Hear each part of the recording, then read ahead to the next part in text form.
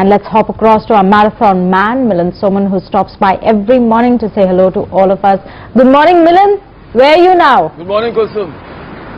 Well, we've just passed the Maharashtra checkpost, so we'll soon be in Maharashtra. Getting very, very close to Bombay now. Almost 1500 kilometers completed.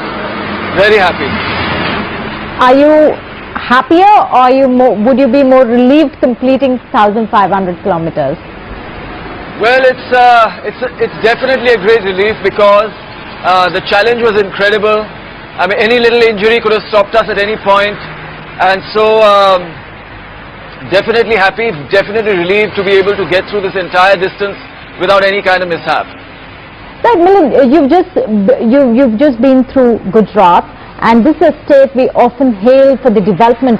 Do you see that the environment goes along with the development, or is it at the cost of the environment? Well, I would say there's always a cost to the environment. What we need to do is make sure that that cost is balanced. There needs to be a sustainable harvesting of resources, not just an irresponsible exploitation, which is unfortunately what has been happening for the past many, many decades. We need to wake up today and really see that industries, people, organizations, associations, whoever is responsible for whatever we call progress, have to balance it with help to the environment. Right, Milind, in the 1,005 kilometers that you're running, I think the most important thing you discover is really water. And you've stopped by a lot of places where you've just spotted to filthy water holes. Yes, it's really unfortunate that in the cities our water consumption is so subsidized. It's so cheap for us that we don't really care much about it. There is so much wastage. I mean, now that I have run all this way, I have passed through all these different states and different regions.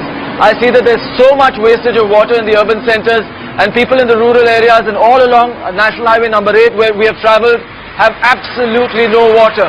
So that is definitely a big crisis, and we need to realize that in the cities very, very soon, and we need to do something about it, not just talk about it. Right. I see a lot of people joining you on the run for a short distance.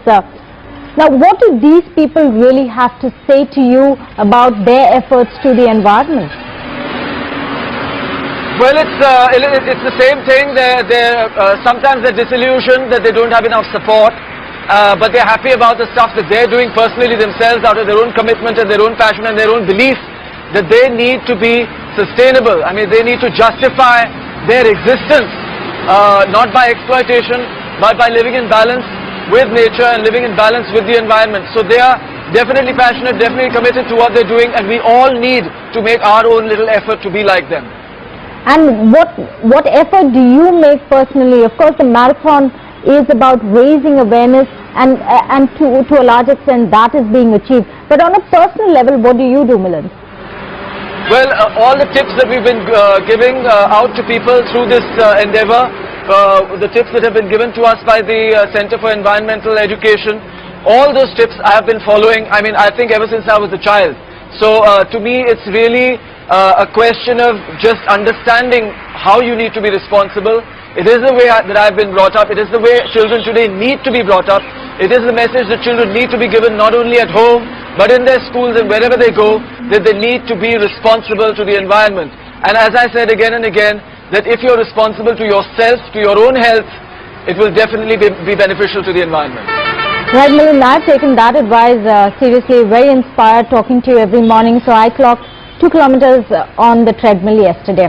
So next year perhaps every day 2 kilometers with you. Kulsum, if you're still listening to me, I'd say don't use the treadmill because you're using electricity. Get out on the road, get into the park, get into a garden, run over there. Okay, point taken, but in the evening it's really too hot. Thanks very much for joining us, Milind.